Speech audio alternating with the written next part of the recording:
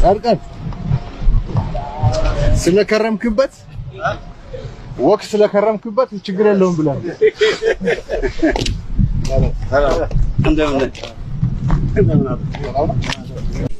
ከዘለቄታው አንፃር ምንም እንኳን በአሰብ መጠቀም እኛን ምናልባትም የኤርትራን ያህል የሚጠቅመን ነገር ቢሆንም አሁን ካለንበት ተጨባጭ ሁኔታ አንፃር በአሰብ ወደ መጠቀም ከኛ ይልቅ ይበልጥ ኤርትራን መንግስት ይጠቅማል የሚል ድምዳሜ ላይ ነው የደረሰው።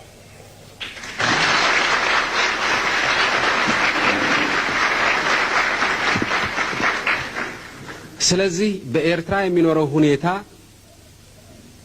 ለዘለቄታው የሚመች እየሆነ እስኪሄድ ድረስ ይህን ጥያቄ በእንጥልጥል ብናቆየው ይሻለናል ነው ያለው። ለዘላለሙ በአሰብ ወደብ የመጠቀምን ጉዳይ የዓለም አቀፍ ሕግን ተንተርሰን አናነሳም ያልንበት ምክንያት የለንም። እንግዲህ ከሰሞኑ ይሄ ቪዲዮ በማህበራዊ ሚዲያ ላይ በጣም ሲዘዋወር አይቼ በዚህ ቪዲዮ ዙሪያ አንዳንድ ነገር ልል ወደድኩ። እንግዲህ ያሁን የሰማችሁት ያያችሁት ቪዲዮ የቀድሞ ጠቅላይ ሚኒስትር መለስ ዜናዊ ከረጅም ዓመታት በፊት ስለ አሰብ ወደብ ከተናገሩት ንግግር ተቀንጭቦ የተወሰደ ነው እና ሁሉም ነገር ፍንትው ብሎ እንደዚህ ይታያል። ሁለት ነገር ማለት ፈለኩ። አንደኛ እሳቸው የት ሀገር መሪ ሆነው ሳለ ነው ወደቡ ለኤርትራ ይገባል ብለው ሲናገሩ የነበሩት? እንዲህም አይነት ነገር ይቻላል እንዴ? የኢትዮጵያ ጠቅላይ ሚኒስትር ሆነህ ሳለ የባህር በርን የመሰለ ትልቅ ነገር ለሌላ ሀገር ይገባል፣ ከኛ ይልቅ ለሌላ ሀገር ይገባል ብሎ መናገር ትክክለኛነቱ የቱ ጋር እንደሆነ ለእኔ ግልጽ አይደለም እና በጣም ነው የሚደንቀው ይሄ ቪዲዮ። እውነት ኢትዮጵያ ምን አይነት ሰው፣ እኔ ሙት ወቃሽ ሆኜ አይደለም፣ ትክክል ነው። እኔ በግሌ የቀድሞ ጠቅላይ ሚኒስትር መለስ ዜናዊ የማደንቅባቸው ጥሩ ሰሩ ብዬ የማመሰግንባቸው ቦታዎች አሉ። በዛ ልክ ደግሞ ሀገራችንን ዋጋ ያስከፈሉ ነገርም ሰርተዋል። ይሄንን ምንም የሚካድ ነገር አለም። ያ ሀገራችንን ዋጋ ካስከፈሉ ውሳኔዎቻቸው፣ ስራዎቻቸው መካከል አንዱ ይሄ ነው ብዬ አስባለሁ እና የባህር በርን የመሰለ ነገር ከኛ ይልቅ ለነሱ ከኢትዮጵያ ይልቅ ለኤርትራ ይገባል ብለው የተናገሩበት ነገር ለእኔ ግልጽ አይደለም። በቃ ኢትዮጵያ የተቀበረችበት አንዱ ዕለት ይሄ ነው ብዬ ነው የማስበው። ሁለተኛ ሰዎች ይሄንን ቪዲዮ እንደዚህ አይነት ነገር ውሳኔ የወሰኑ ሰዎች እንዳሉ የአሁኑን ጠቅላይ ሚኒስትር ዶክተር አብይ አህመድ የባህር በር ጥያቄ ማንሳታቸውን እንደ ነውር እየቆጠሩ ያሉበት ነገር ለእኔ ግልጽ አይደለም። ጠቅላይ ሚኒስትር ዶክተር አብይ ኢትዮጵያ የባህር በር ይገባታል ብለው የተናገሩት እንደ ከሃዲ ባዳ ሀገር እንደሚጠሉ ተደርገው ነው የሚነዛው።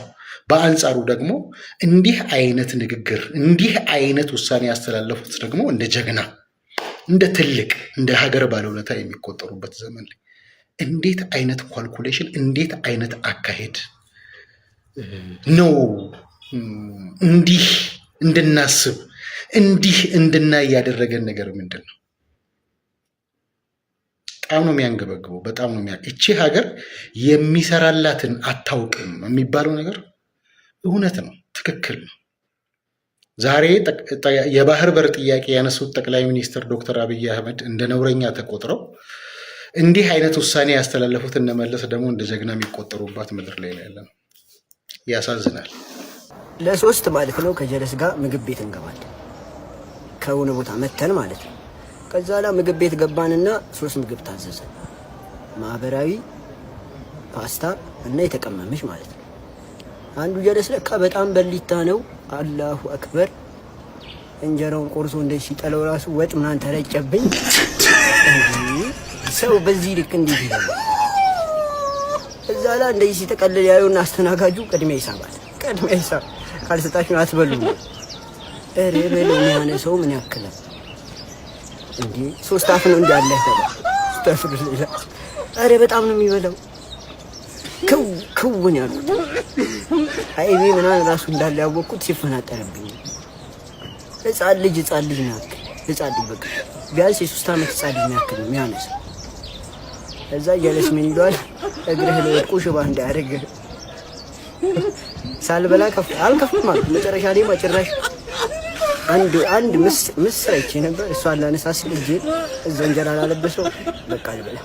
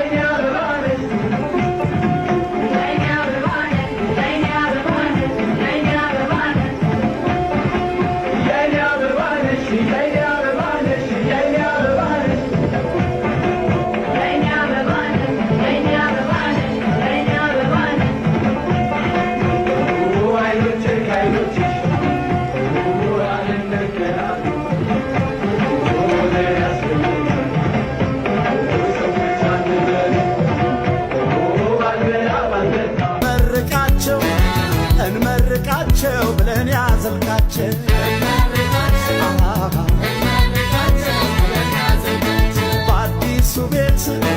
በአዲሱ ቤት ልጅ ፈንጭበት። ለዝነኛው የማራቶን ጀግና የሚከተለውን ንጉሳዊ ቃል ተናገሩ። በዚህ አሁን ባደረከው ሽቅድድም ለሞላው ለሀገራችን ክብር ሲሰጥ ባንተ ያደረው እግዚአብሔር ታመህ እንኳን ተቀደሰው በጤንነቱም ቢሆን የሚያቅተውን የሱ ቸርነት ግን ባንተ አድሮ ለሀገራችንም ስም ሰጠ። ላንተም ማንም የማይሽረው ስም ነው ያገኘው። በዚህ እከሌ ረዳኝ፣ እከሌ ጉልበት ሆነኝ፣ እከሌ አስተማረኝ የምትለው ሁሉ ምክንያት ነው እንጂ ጉልበቱ የሚመነጨው ከእግዚአብሔር ብቻ ላይ ነው። ግን ለዚህ እርዳታም ላደረጉትና ለሰሩት ሲስካን በጣም የሚመሰገኑ ናቸው። ላንተም ሳይሰማ አይቀርም። ለሁሉም አሁን የምንሸልምህ ኒሻን እና የምንሰጥህ ማዕረግ ያንተ ብቻ ሳይሆን የሀገርም ጭምር ነው። እንኳን እግዚአብሔር ይረዳ።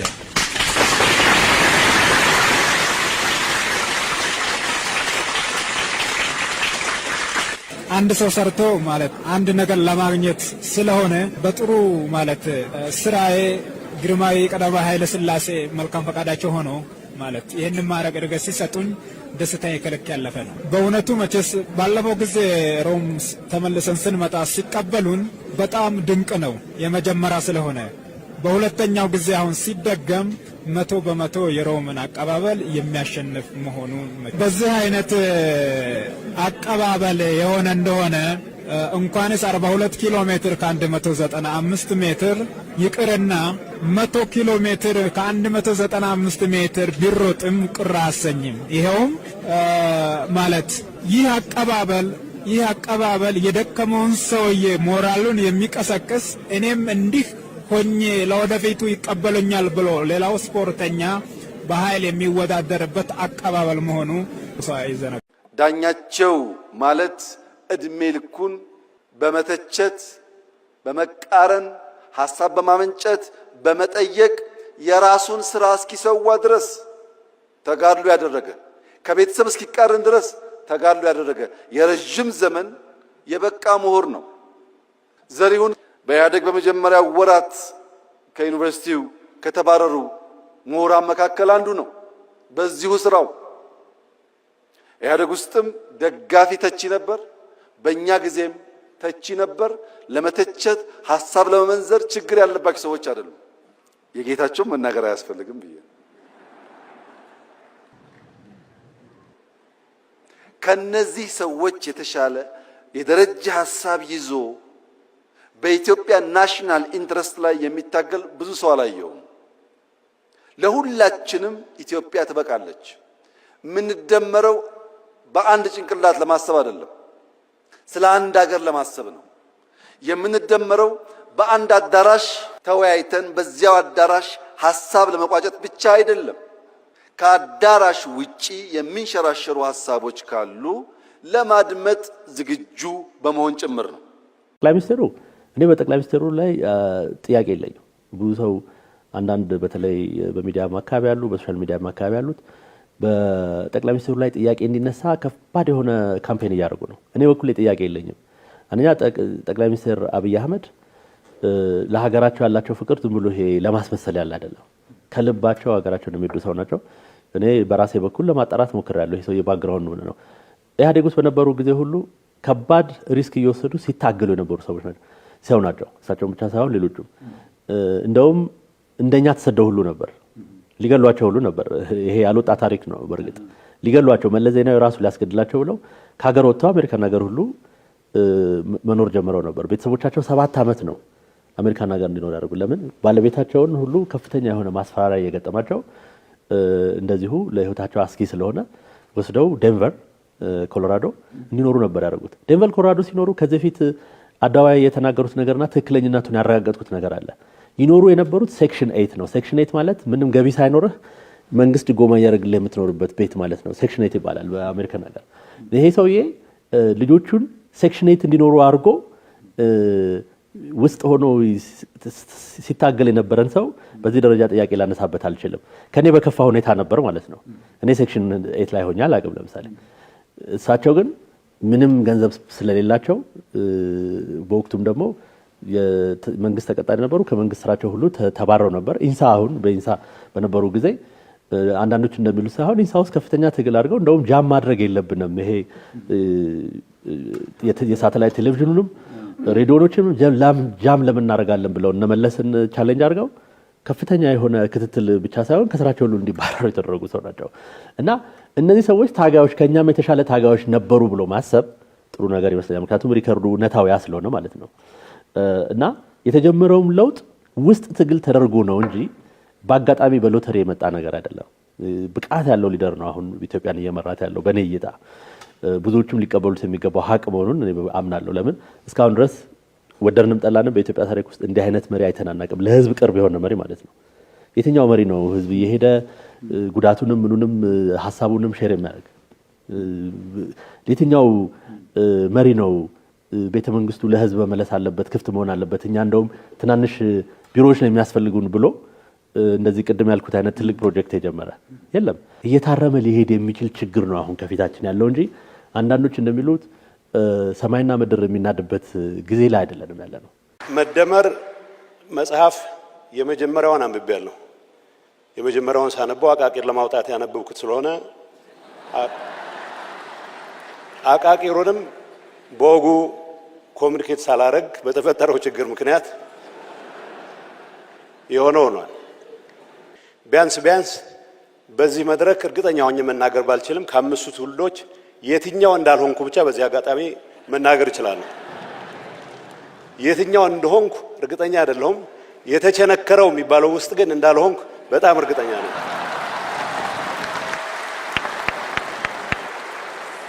በእኔ በኩል ዛሬ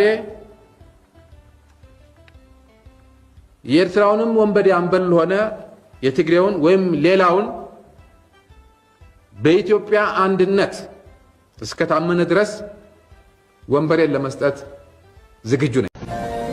ገዳይ በልጅነቱ ዶቃ ሳይወጣ ታገቱ ጃገኝ ጃገማቸው እንደ ገጠማ መፈጃቸው አባት ከናቱ ጋላ በረዥም መውደር የሚያንጠራራ ጃኖ እኔ ፉከራ አላውቅም አልኳቸው። ምን ቀረህና አሉት።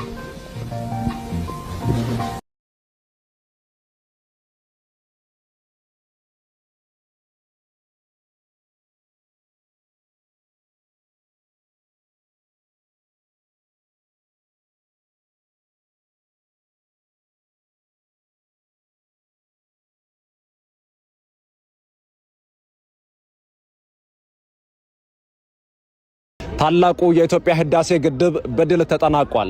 ኢትዮጵያ ዛሬም ቢሆን ታሪክ የሚሰራ ጽኑ ትውልድ እንዳላት እንኳን በወዳጆቿ በጠላቶቿ ማስመስከራለች። እናቶቻችን የዛሬውን ቀን አሻግሮ በማየት ከወገባቸው መቀነታቸውን ፈተው ተማሪዎች ከዕለት ጉርሳቸው ከፍለው ያዋጡለት የአባይ ግድብ አሁን የሚጨበት ተስፋ ሆኗል። በጥልቅ ሀገራዊ ስሜትና የአንድነት መንፈስ ግንባታው የተጀመረው ታላቁ የኢትዮጵያ ህዳሴ ግድብ የእውነተኛ ኢትዮጵያዊነት በብዙ የተፈተነበት የደሙንና የላቡን ጠብታ የተከፈለበት ማንኛውም ፈተና መውጫ በር እንዳለው ያስመሰከረ ተግባር ነው። ግድቡ ይሁን እንዲሆን መላው ኢትዮጵያዊ የተሳተፈ ሲሆን በብቁ የአመራር ጥበብ እየተመራ ይህንን ስኬት እንድናይ ላደረጉ መሪዎች ምስጋና ይገባቸዋል። እናንተም የተሰማችሁን ደስታ ኮሜንት ላይ እየጻፋችሁ ይህንን ቪዲዮ ሼር እና ኮፒ ሊንክ ሪፖስት ማድረጋችሁን እንዳትረሱ።